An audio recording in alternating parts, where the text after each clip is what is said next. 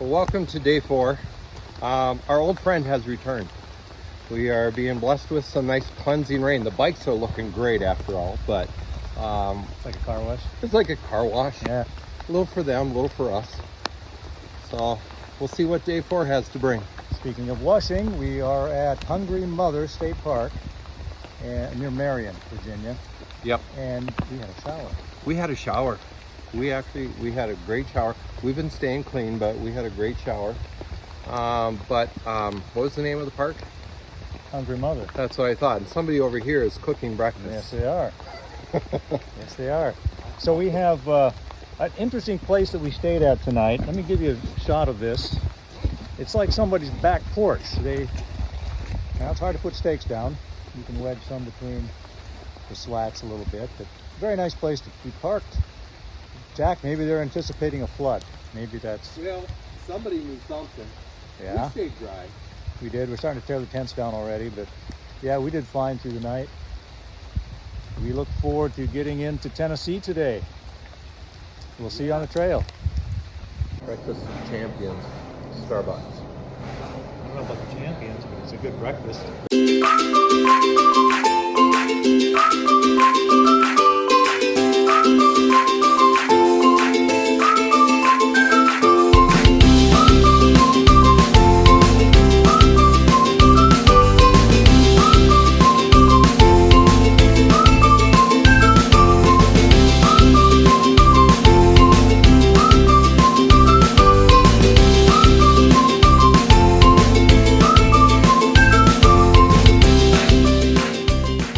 We are just driving through the clouds.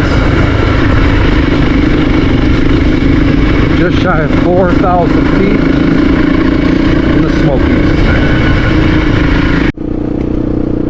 Yeah, so we've ascended about 2,000 feet. We're currently just about 4,200 feet, and we're in the clouds. We've been in and out of some mist up here.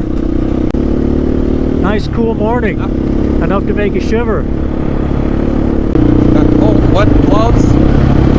Having the time of our lives. Nothing like some cold gloves in the morning. It is still morning. Oh, see, we got that late start because of all the rain. We had a big rainstorm come in last night around 5 o'clock. Rained until about 8:30. Strong lightning, heavy rain. And so, got a few things wet. I know that, Jack, your tent stayed completely dry, yes? Yes. And mine has a lot of exposed netting. The sides don't go up much, and so the heavy rain splashed in underneath the rain fly and up in the tent a little bit. So I got some things wet. Oh, like my padded shorts. So that's a fun thing to wear a wet diaper today, but it's a test. I'm going to see. I'm running the experiment to know if using these moto skivvies when they're wet is bad for your bottom. We'll let you know tonight.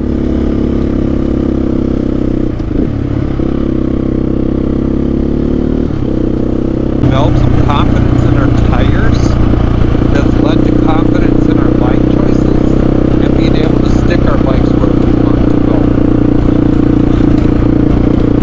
go. Yeah, more control for sure. You know, it reminds me when I was about 8, I suppose, learning how to ride a unicycle. The one that I was learning on, short cranks, bushings for bearings, not a good seat, small tire. And I did learn how to ride it. In fact, wore it out. The wheel would flop side to side because the bushings cut loose and wore out. And then when my dad saw that I stuck with it long enough to learn how to ride, he went out and actually got me a good one, a Schwinn. Big tire, big cranks, bearings. And it was night and day. Just like what we're seeing here. Well, probably more than we're seeing here, but I instantly could ride. I could really good. It was amazing. So yeah, your gear can make a big difference. I guess we turned left there. So anyway, kind of reminded me of that. It's similar. makes a big difference to your confidence and ability. I guess the right tool for the job, is that what you say? That's exactly it.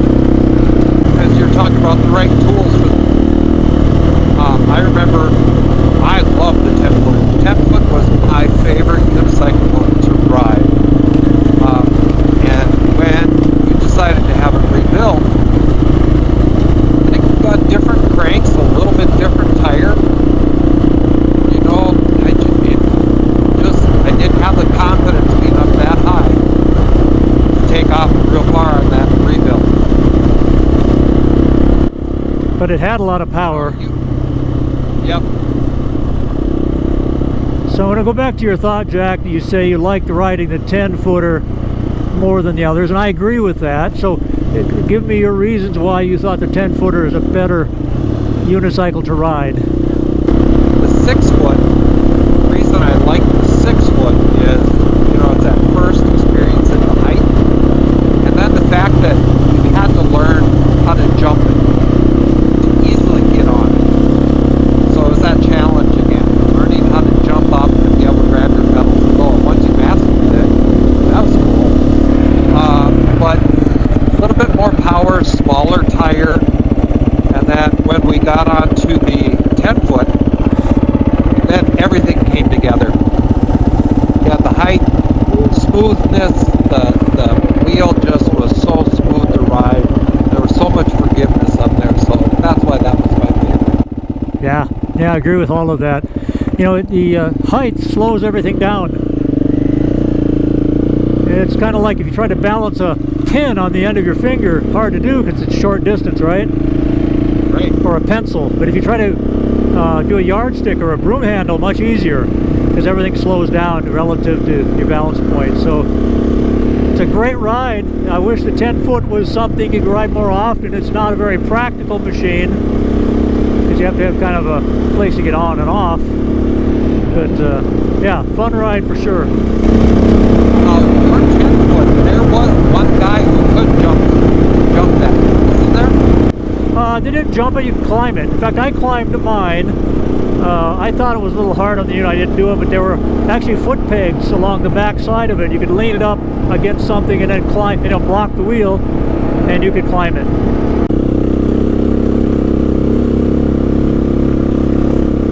That's why we take it careful. Yep.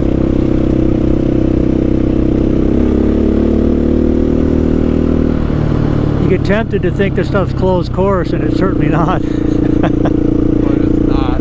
You just wish it was.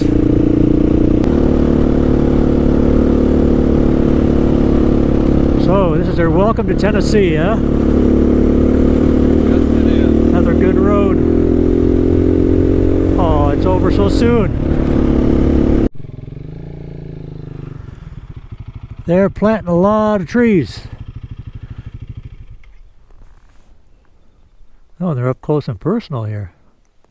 Yeah, right here in front of us. So I wonder which company's doing that. When we stopped for food today in Creston, North Carolina, we met Tim and Mark. And they told us that those trees that we saw planted are Christmas trees, owned by 4 large growers in the area. They hand plant the trees and then let them grow for about 10 years before they cut them and sell them.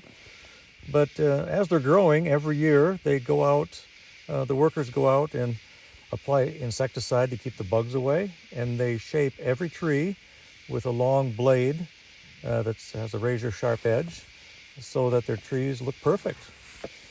I understand that they tell us that they were able to sell these trees to the White House, and they've also sold to different cities in Europe. You wouldn't know by looking, but this trail is right behind a big area here in North Carolina with a lot of tourism. In fact, to get to this road, we turned in between a couple of restaurants, and just 2 blocks later, we're out in the middle of this. Absolutely beautiful.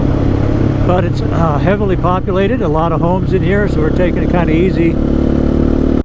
Not sure what state we're in. I think it's North Carolina. We don't know. We said we wanted to come and get lost. So we might be achieving our goal. One of them. Yeah, you know, something that struck me just in the last 2 hours is that we certainly have a route in mind. We know where we're going, but we have no clue where we are.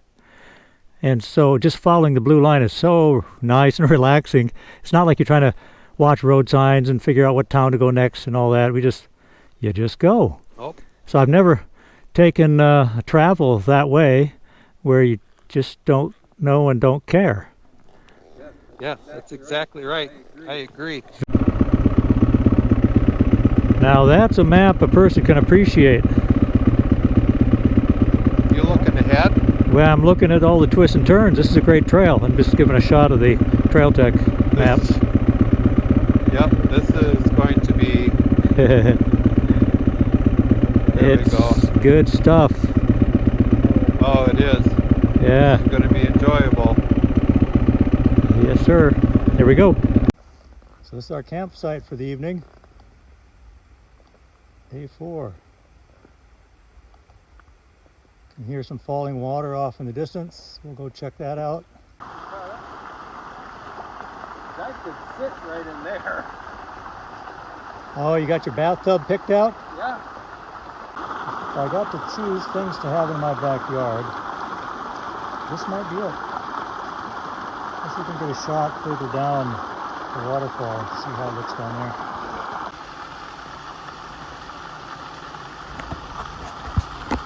So this is our laundry facility for the night and a place to bathe. So again, we've got the dry bag out and some soap. And today I think I'm going to go ahead and wash my knee pads and elbow pads. Jersey. Been a few days since they were washed. This is absolutely beautiful here. So the little stream that we bathed in runs right past our campsite here. Just a nice burbling sound. It'll be great to listen to this all night.